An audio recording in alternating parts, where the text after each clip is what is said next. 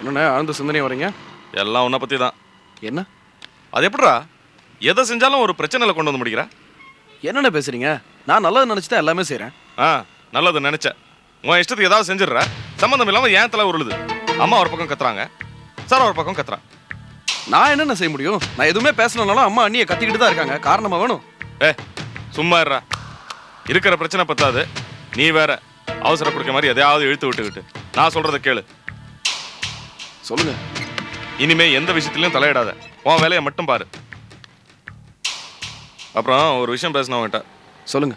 அது வேற ஒன்றும் இல்லை. லாரி ஆஃபீஸு, காய்கறி கடை ரெண்டுத்தையும் பார்த்துக்க ரொம்ப சிரமமாக இருக்குது. சமயத்தில் திணறி போகிறேன். அதனால் நீ என் கூட வந்து இருந்தீங்கன்னா உனக்கும் பிஸ்னஸ் கற்றுக்கிற மாதிரி இருக்கும், எனக்கும் ஒத்தாசையாக இருக்கும். என்ன சொல்கிற?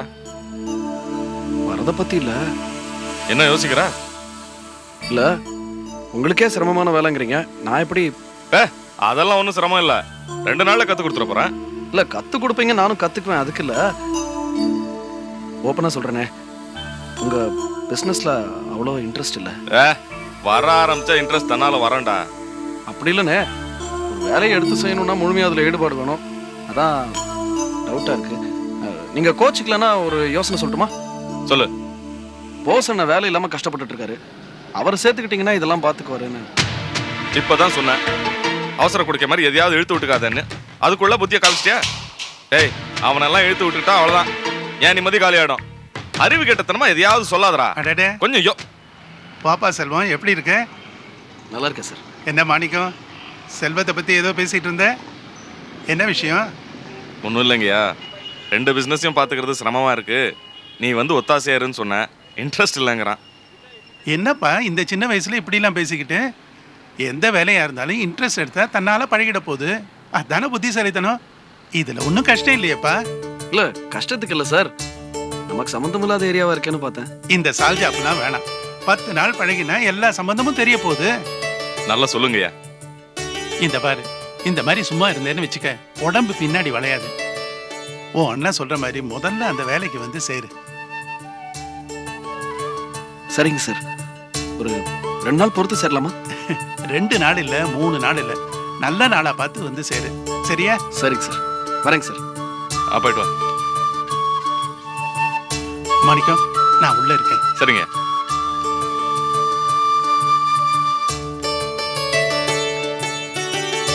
அண்ணே. என்னடா? செல்வம் நல்லா படிச்சிருக்காப்புல, அவரை கொண்டு வந்து காய்கறி கடையிலையும் லாரி ஆஃபீஸ்லையும் வேலை செய்ய சொல்கிறீங்க. அவன் படித்த படிப்புக்கு ஒரு நல்ல வேலை கிடைச்சி வேறு லைனில் போகலாம்ல. என்ன சொல்ல வர? நீங்கள் ஏதாவது ஒன்று முழுசாக பார்த்துங்க, நான் ஒன்று பார்த்துக்கிறேன். அது காய்கறி கடையாக இருந்தாலும் பரவாயில்ல, லாரி ஆஃபீஸாக இருந்தாலும் பரவாயில்ல. சுந்தரையா கிட்ட நீங்கள் ஒரு வார்த்தை சொன்னால் போதும், அவர் கேட்டுப்பார். இப்படியெல்லாம் யோசிக்க ஆரம்பிச்சிட்டியா? ஏன்டா உனக்கு இந்த வேண்டாத யோசனை எல்லாம்? உனக்குன்னு ஒரு லெவல் இருக்கு, அதை தாண்டி எல்லாம் ஆசைப்படாத. புரியுதா? உன்னை முழுசா நம்பியெல்லாம் உன்கிட்ட ஒரு பிஸ்னஸ் எல்லாம் ஒப்படைக்க முடியாது. புரிஞ்சுக்க. இந்த பாருங்க, மார்க்கெட்டில் கடை வாங்கணுன்ற ஐடியாவே நான் தான் உங்களுக்கு கொடுத்தேன். அதை விட்டுட்டு என்னென்னமா பேசுகிறீங்க? ஏன் எனக்காக இந்த ஒரு நல்லதை பண்ணக்கூடாதா? பழனி, ஆட்டுக்கு வால் அளவோடு இருக்கணும், அதே மாதிரி தான் ஆசையும் அளவோடு இருந்தால் நல்லா இருக்கும். இந்த பாருங்க, நான் சொல்றத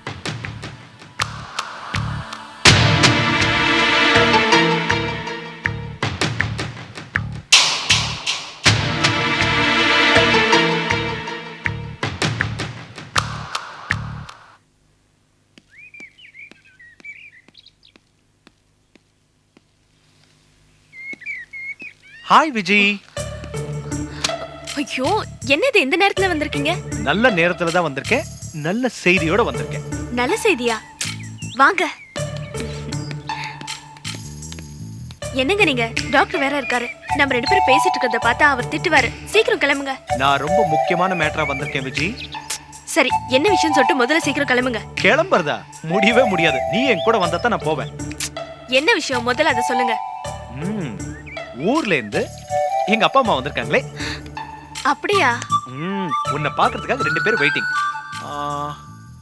இந்த கெட்டப் ஓகே, சீக்கிரம் வா, பார்த்துட்டு வந்துடலாம். டாக்டர் இருக்காரே. அவரோட கிளினிக்ல அவர் இருக்கத்தான் செய்வாரு. இருக்கட்டும், நீ சீக்கிரம் போய் ஏதாவது ஒரு கதை அடிச்சுட்டு ஓடி வா, நான் தெருமுனையில வெயிட் பண்றேன். ஓகே? சரி, சீக்கிரம் வா.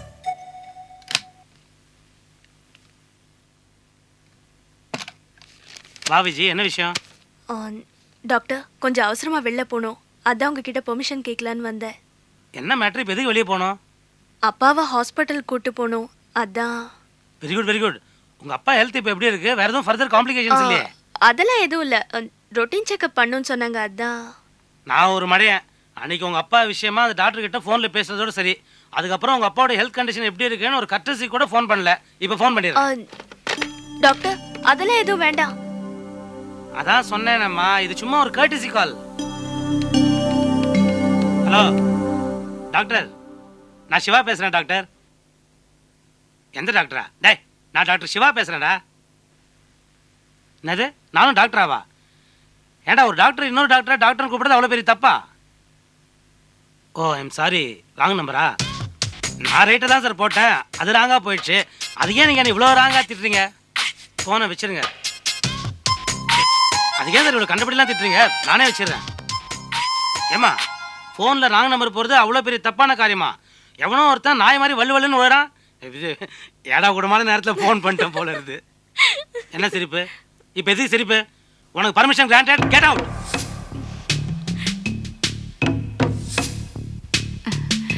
நான் தான் இளங்கோட அம்மா. 10 மாசம் அவனை சுமந்து பெத்தவ. இவரு அவன் அப்பா. வணக்கம். இருக்கட்டுமா? பரவாயில்ல, எழுந்துரு. இருக்கட்டும். அடடே, முழுசா சொல்றதுக்குள்ள கால்ல விழுந்துட்டியே. என்னது, என்ன சொல்றீங்க? அது வந்து முழுசா ஒன்று அறிமுகப்படுத்துறதுக்கு கூட நீ காலில் விழுந்துட்டியேன்னு சொல்ல வராங்க இல்லையா அத்தை? சும்மா சொல்லக்கூடாதுடா, லட்சணமா லட்டு மாதிரி இருக்கா.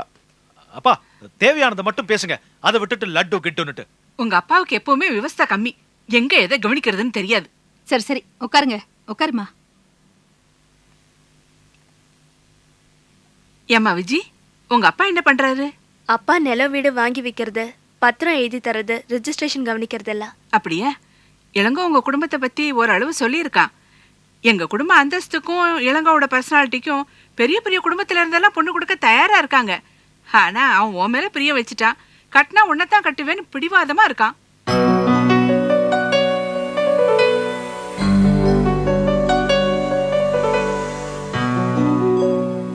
இங்க பாருமா விஜய், எங்களுக்கு இவனுக்கு எப்பதான் கல்யாணம் முடிப்போமோன்னு இருக்கு. ஆமாம்மா, நீ ஒரு வார்த்தை சொன்னா நானும் இவரும் உங்க வீட்டுக்கு நேரா வந்து பொண்ணு கேட்கலான் இருக்கோம். நீ என்ன சொல்ற? எனக்கு முன்னாடி கல்யாணம் ஆகாத ஒரு அக்கா இருக்காங்க. அவங்களுக்கு கல்யாணம் முடிஞ்சதுக்கு அப்புறம் தான் நான் என்னோட கல்யாணத்தை பத்தி பேச முடியும். அதுவும் இல்லாம உடனடியா கல்யாணம் பண்ற நிலைமையில எங்க குடும்பமும் இல்ல, எங்க அப்பாவும் இல்ல.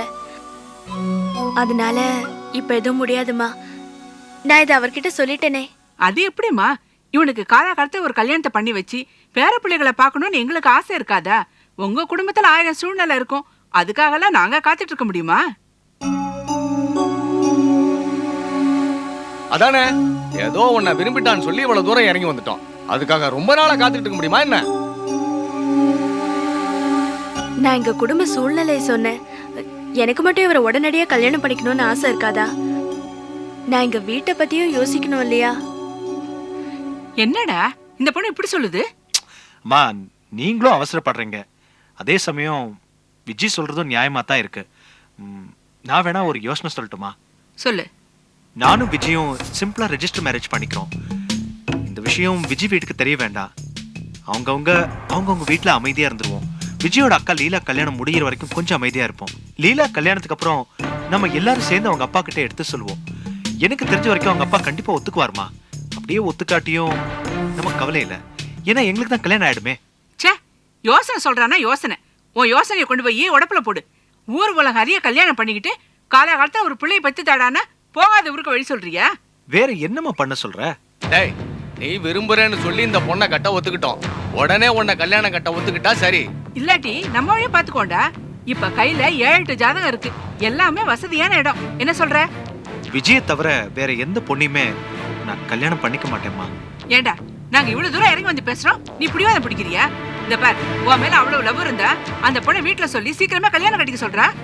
என்னம்மா, அவதான் அவளோட சூழ்நிலைய தெளிவா சொல்லிட்டாளே, அது நானும் புரிஞ்சுக்கலன்னா அப்புறம் நான் அவளை லவ் பண்றதுல அர்த்தமே இல்லம்மா. இத பாரு, எங்க பேச்ச காதுல வாங்கிக்கலனா எங்க பிள்ளையா இருக்கிறதுலயும் அர்த்தம் இல்லடா, அதையும் தெரிஞ்சுக்க. இத பார், நான் முடிவா சொல்றேன், அவங்க வீட்டுல கேளு, ஒத்துக்கிட்டா சரி, இல்லைனா இவளை மறந்துடு. ராணி மாதிரி ஒரு பொண்ணை பார்த்து நான் உன்னை கட்டி வைக்கிறேன்டா. எந்த ராணி எனக்கு தேவையில்லை, கட்டினா நான் விஜயை தான் கட்டுவேன். இந்த விஷயத்துல தலையிட்டா பெத்தவங்களா இருந்தாலும் தூக்கி எறிஞ்சிருவேன். டேய் ஐயோ, என்னங்க? என்னங்க? அப்பா கையெல்லாம் மேல வைக்காதீங்க, மரியாதை கட்டுறோம். ஆமா. டேய் ஐயோ, வேண்டாங்க. சொன்னா கேளுங்க. இந்த வார்த்தை சொன்னா பாத்தாடி இவன் பெத்தவங்கன்னு பார்க்காம கூட நம்மள தூக்கி எறிஞ்சிட்டான். நம்மள விட இந்த பொண்ணு உனக்கு பெருசா போயிட்டா. ஆமா, எனக்கு உங்க எல்லாரையும் விட விஜய் தான் முக்கியம். இப்ப என்னன்றீங்க? போடா, என் கண்ணு முன்னாடி நிக்காத, வெளியில போடா, போடா வெளியில. சும்மா கத்தாதீங்க, எனக்கு தெரியும், நான் போய்க்கிறேன். நீ வாமா. இளங்கோ, என்னப்பா அது? கொஞ்சம் பொறுமையா இருப்பா. போமா. அவனை ஏண்டி நிறுத்துற? அறுதல போய் கூப்பிடாத, போகட்டும்.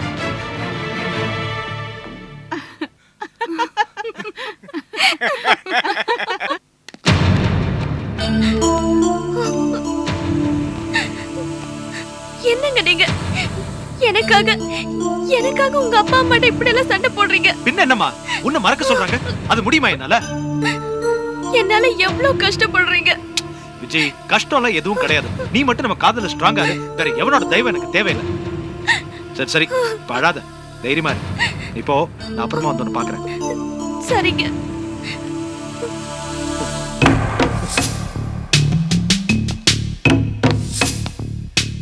யப்பா, நடிப்பு திலகமே. பரவாயில்ல பரவாயில்ல, கொஞ்சம் ஓவர் ஆயிடுச்சு. அடுத்த தடவை கரெக்ட் பண்ணிக்கிறேன். கரெக்ட் பண்றியா? எது, நடிப்பியா அந்த பொண்ணியா? யோ, உன்னை நடிக்க சொல்லி கூட்டு வந்தா லட்டு கிட்ட அந்த பொண்ணு கிட்ட ஜொல்லு விட்டுட்டு இருக்க. மாவனே அவ்வளவுதான், பேட்டா கட் பண்ணுவேன், ஜாகிரதையா இரு. கோவப்படாத மாவனே, கொஞ்சம் உணர்ச்சி வசப்பட்டுட்டேன். பாத்தியா, உன் உணர்ச்சியெல்லாம் இத்தோட நிறுத்திக்கோ. என்னப்பா அது? அந்த பொண்ணு சரியான தத்தியா இருக்கு. எங்க இருந்து தான் பிடிச்சிங்களோ? தத்தியா? எது, இப்ப போச்சு அந்த பொண்ணா? நீங்க வேற, அந்த பொண்ணு தத்தியா இருந்தா நான் ஏன் கஷ்டப்பட்டு உங்களெல்லாம் நடிக்க செட்டப் பண்ணி கூட்டு வரேன்? தத்தி அந்த தத்தி.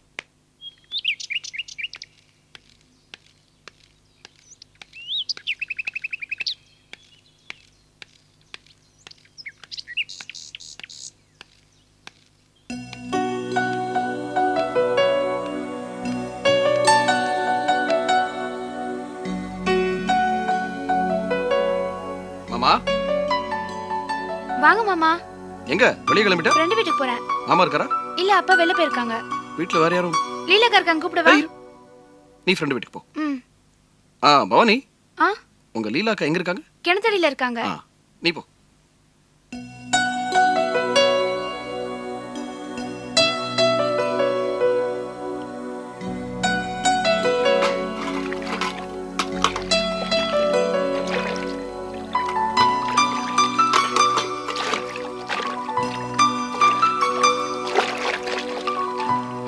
ஹலோ.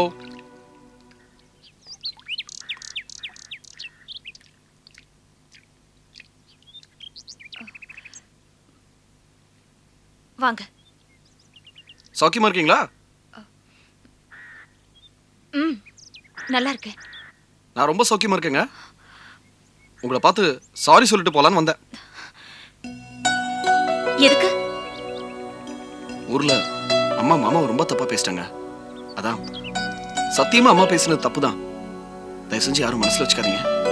போஸ் மாமா கூட சொன்னாரு. பாவம், நீங்க என்ன பண்ணுவீங்க? உங்க அம்மா என்னைக்கு எங்க குடும்பத்தை மதிச்சு நல்லபடியா நடத்திருக்காங்க. அதையெல்லாம் எதிர்பார்க்காத ஒரு ஸ்டேஜுக்கு நாங்க எப்போ வந்துட்டோம். விட்டு தள்ளுங்க. காஃபி போட்டு தரட்டுமா?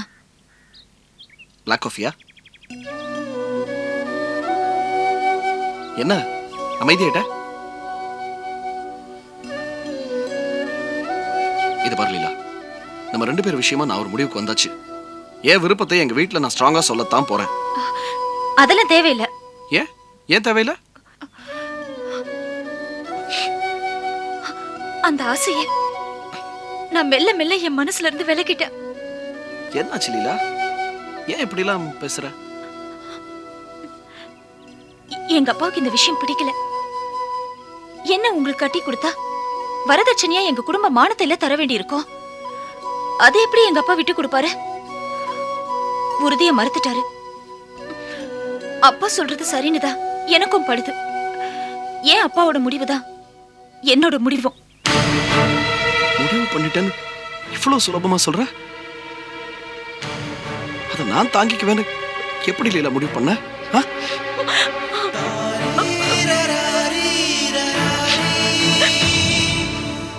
நான் தாங்கிக்கலையா? அதே மாதிரிதான். விளையாடுற நீ? என்ன பைத்தியக்காரத்தனமான பேச்சுது? எங்க அம்மா புத்தி தெரிஞ்சதுதானே? எங்க அம்மா மோசங்கிறதுக்கா நம்ம வாழ்க்கையை எதுக்கா பலி கொடுக்கணும்?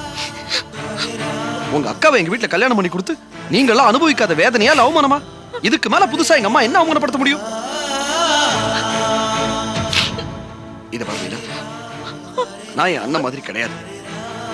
எங்க அம்மா சொல்றதுக்கெல்லாம் மாடு மாதிரி தலையாட்டவும் மாட்டேன். ஒன்ன கல்யாணம் பண்ணி மருமகள்னா யாருன்னு அம்மாவுக்கும் பொண்டாட்டியை எப்படி வச்சு நடத்தணும்னு என் அண்ணனுக்கும் நான் காட்டத்தான் போறேன். தயவு செஞ்சு அதுக்குள்ள அவசரப்பட்டு ஏதாவது ஒரு தப்பான முடிவெடுத்து வாழ்க்கை முழுக்க நீ அழ வேண்டாம், நானும் அழ வேண்டாம். இது பாருங்க, ஆர்கியூ பண்ணி மனசை மாத்திக்கிற விஷயம் இல்ல இது. தயவு பண்ணி இந்த விஷயத்தை இதோட விட்டுடுங்க. அப்ப நீ சொல்றதுக்குலாம் நான் தலையாட்டும். நான் இதுல என்னோட சுயநலத்தை மட்டும் பார்க்க முடியாது. என் அப்பா, சரா அக்கா எல்லாத்தையும் மனசுல வச்சுட்டு தான் பேசுறேன். விட்டுடுங்க.